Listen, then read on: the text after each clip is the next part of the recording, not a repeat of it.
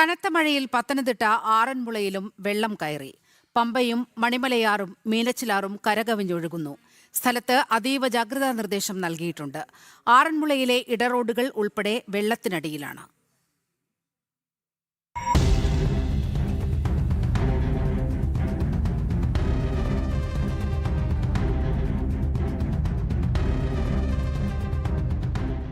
ആറന്മുളയിൽ രാവിലെ മുതലാണ് സ്ഥിതിഗതികൾ സങ്കീർണമായത്. പ്രസിദ്ധമായ പാർത്ഥസാരഥി ക്ഷേത്രത്തിന് സമീപം റോഡുകളിലേക്ക് വെള്ളം കയറി. ഇതേ തുടർന്ന് ക്ഷേത്രത്തിൽ നടന്നു വന്നിരുന്ന വള്ളസദ്യ ചടങ്ങ് മാത്രമായി ചുരുക്കി. പമ്പാ നദി നിറഞ്ഞൊഴുകിയപ്പോൾ ആറന്മുള നഗരമാകെ വെള്ളത്തിലായി.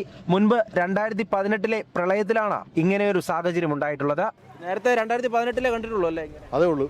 ഇതിപ്പോൾ പകലായിട്ട് അത്രയും ഒരു സമാധാനമുണ്ട്. രാത്രിയിലാതെ നമുക്കൊന്നും പറയാനൊക്കത്തില്ലല്ലോ. എല്ലാം ഭയങ്കര നഷ്ടത്തിലും കഷ്ടത്തിലുമായിട്ടുണ്ട്. ഇപ്പോൾ പുതിയതായിട്ട് ഈ വർഷം കാണുന്നത് ആദ്യമായിട്ടാണ് ഇത്ര നേരം. രാവിലെ ഒരു 11 മണി വരെ ഇതുവരെ വെള്ളം ഒഴുകുന്നില്ലായിരുന്നു. 11 മണിക്ക് ശേഷമാണ് ഇപ്പോൾ ഈ വെള്ളം ഒഴുകിക്കൊണ്ടിരിക്കുന്നത്. പിന്നെ നമ്മുടെ ആറ്റിലെ ഇപ്പോൾ റാന്നിയിൽ വെള്ളം ശലം താണു എന്നാണ് ഞങ്ങളിപ്പോൾ അനുമാനിക്കുന്നത്. ആ താഴ്ച അനുസരിച്ച് ഇവിടെ ശലം കൂടെ വെള്ളം പൊങ്ങും. വെള്ളം കയറിയ വീടുകളിൽ നിന്നും ആളുകളെ താൽക്കാലിക ക്യാമ്പുകളിലേക്ക് മാറ്റി. രക്ഷാപ്രവർത്തനങ്ങൾ തുടർന്നു വരികയാണെന്ന് MLA അബിൻ വർക്കി പറഞ്ഞു.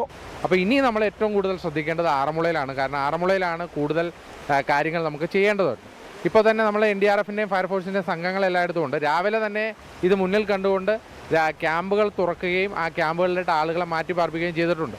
എന്നാലും പലയിടത്ത് ഐസൊലേറ്റ് ചെയ്യപ്പെട്ടു കുറേ ആളുകൾ. അവരെയൊക്കെ നമ്മൾ ഇപ്പോൾ പള്ളിയോട സേവാ സംഘത്തിൻ്റെ ബോട്ടുകൾ അവരുടെയൊക്കെ രക്ഷാപ്രവർത്തനം നന്നായി നടന്നു. ജില്ലയിൽ രക്ഷാപ്രവർത്തനത്തിനായി കൊല്ലത്ത് നിന്നും കൂടുതൽ ബോട്ടുകളും മത്സ്യത്തൊഴിലാളികളും എത്തിയിട്ടുണ്ട്.